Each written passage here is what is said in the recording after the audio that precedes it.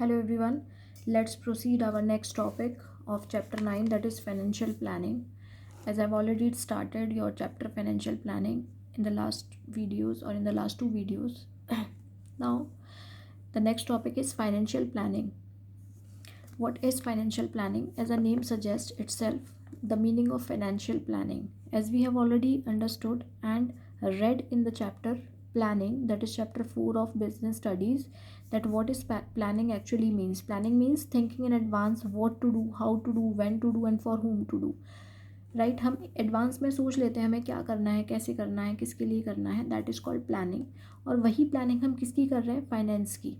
Right, we are the businessman and it's the responsibility of every businessman to think about finance, because finance is just like a lifeblood of the business. Without finance we cannot even think for the business. So every organization, every businessman, every financial manager have to do the financial planning. उसको finance की planning 100% कर ही चलनी चाहिए, because without finance we cannot run our business smoothly. So in this topic we will read more about financial planning. देखिए financial planning होती क्या है. जैसे हम अगर अपनी नॉर्मल ज़िंदगी से इसको को रिलेट करें तो प्लानिंग क्या है, फाइनेंशियल प्लानिंग क्या है कि अगर हम कुछ भी पैसा अर्न करते हैं तो हम उस पैसे का थोड़ा पार्ट सेव कर रखते हैं, कुछ पार्ट बच्चों के एजुकेशन पर लगाते हैं, कुछ पार्ट अपने घर पर खर्चा करते हैं. तो ये सारी चीज़ें what we are doing, we are planning the finance. दूसरी चीज़, हम पहले से सोच कर रखते हैं कि अगर हमारे पास हमें कल या एक साल बाद किसी पैसे की ज़रूरत है तो हम पहले से सोच कर रखते हैं कि हम उस पैसे को कहाँ से अरेंज करेंगे, कैसे अरेंज करेंगे, और जो पैसा अरेंज करेंगे उसको कहाँ इन्वेस्ट करेंगे. So this is called financial planning. ऐसे ही हम बिज़नेस में करते हैं. बिज़नेस आपको पता है विदाउट फाइनेंस रन होना बहुत मुश्किल है. तो जो फाइनेंशियल मैनेजर होता है वो पैसे की पहले से प्लानिंग कर चलता है कि in the coming time if any urgency is required by the business, then how can we arrange the finance and from which sources we can arrange the finance. और जब फाइनेंस अरेंज हो जाएगा तो मैं उसको कहाँ इन्वेस्ट करूँगा, ये भी फाइनेंशियल प्लानिंग का ही एक पार्ट होता है. ठीक है, तो फाइनेंशियल प्लानिंग में हम सबसे पहले देखते हैं how much fund is required. कितना फंड आपको रिक्वायर्ड है, how much is required. Second thing हम क्या देखते हैं, from where we will get, यानी कि सोर्सेज देखते हैं कि हमें कहाँ से फंड मिल सकता है. और तीसरा where we have to invest, हम उस पैसे को कहाँ इन्वेस्ट कर सकते हैं. तो इन तीनों चीज़ों को मिलाकर हम ये कह सकते हैं कि फाइनेंशियल प्लानिंग एक्चुअली होती क्या है. So it is a process of estimating the future finance requirement of an organization and specifying the sources of funds, कि हम कहाँ से उस फंड्स को ले सकते हैं. This is called financial planning.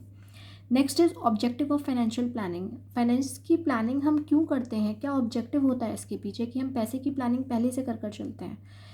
First is to ensure availability of funds whenever required. सबसे पहली बात, हम फंड्स की हमेशा अवेलेबिलिटी रखते हैं अपने पास. जब भी आपको फंड की रिक्वायरमेंट हो, हम फाइनेंस की प्लानिंग करते क्यों हैं, हम पैसे की प्लानिंग इसलिए करते हैं कि जब भी हमें फ़ंड का रिक्वायरमेंट हो तो हमारे पास वो फ़ंड अवेलेबल हो. क्योंकि एंड मोमेंट पर जब हम इधर उधर भागते हैं पैसे के लिए, लाइक अर्जेंटली हमें पैसे की ज़रूरत पड़ी, हमने कोई फ्यूचर की प्लानिंग कर नहीं चले थे और हमें अर्जेंटली कुछ पैसों की ज़रूरत पड़ गई, and if you will move here and there in search of the that planning and that finance, then the money lenders or the other financial institution can give you loan in some high rate of interest. आपको high rate of interest में वो पैसा provide करेंगे, क्योंकि हम urgently बिल्कुल randomly भागे हैं किसी चीज़ के लिए, हमें उस टाइम ज़रूरत थी तो हम एकदम से भागे, हमने पहले से फाइनेंस की प्लानिंग कर नहीं चली. इसलिए we have to do the financial planning.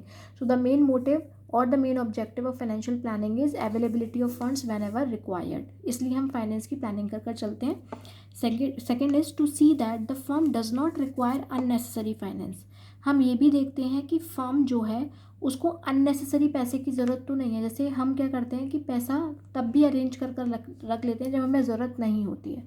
हमको ये देखना है जब हमें ज़रूरत है तभी हम पैसे की प्लानिंग करेंगे, अदरवाइज़ यानी कि पैसा अपने पास इकट्ठा कर रखेंगे.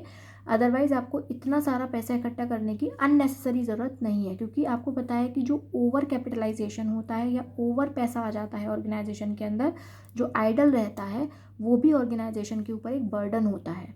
तो हमें ओवर भी नहीं करना है और अंडर कैपिटलाइजेशन भी नहीं होना चाहिए. हमारे यहाँ जो पैसा होना चाहिए फर्म में वो कैसा होना चाहिए, according to the requirement. Unnecessary finance को कभी हमें रेज नहीं करना चाहिए because it will become a burden on the organization. So these are the two main objective of financial planning. The next topic which is very important that is importance of financial planning. अब financial planning की क्या importance होती हैं, इससे अगर आप finance की planning कर कर चलते हैं तो what are the benefits organization can gate.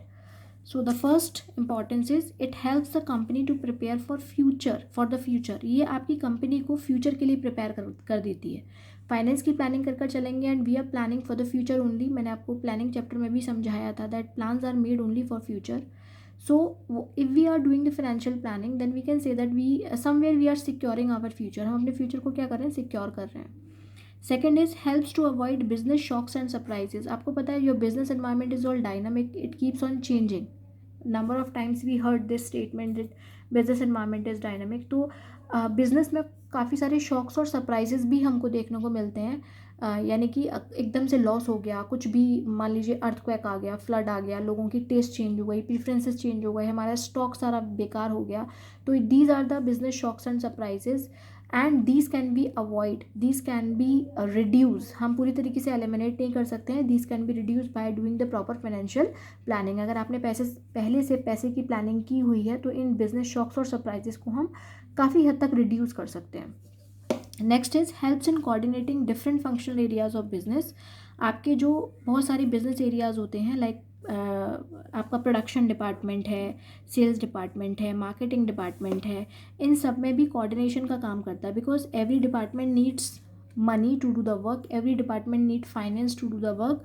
तो और आपको पता है all the departments are interlinked and interdependent on each other. ये हम पहले ही डिस्कस कर चुके हैं।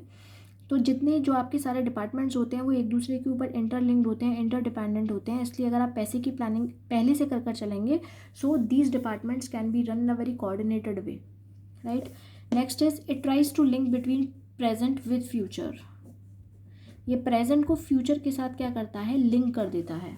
आपको प्रेजेंट, आपका प्रेजेंट कैसा है और आप फ्यूचर अच्छा करना चाहते हैं तो definitely you will have to do the financial planning, right.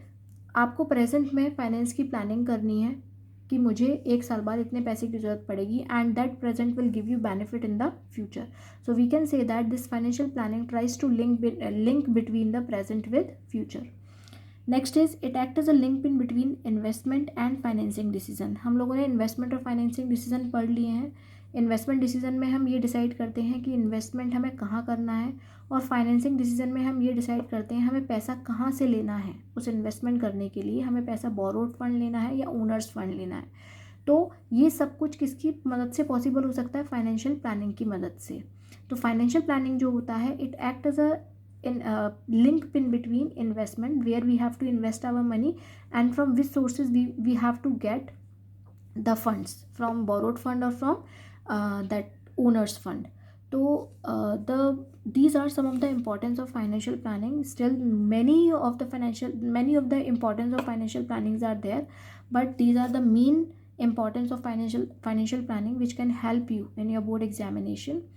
So kindly go through all the importance of financial planning. So here this is the end of the topic and in the next video we will start our next topic of this chapter, that is capital structure, right। तो उससे पहले हमें financial planning decisions हम सब पढ़ चुके हैं, उसके लिए आपको ये सारा पढ़ना बहुत ज़रूरी है। एंड अगर आपको ये अच्छे से समझ में आया तो we can do capital structure in a very easy manner, right. Till then good bye.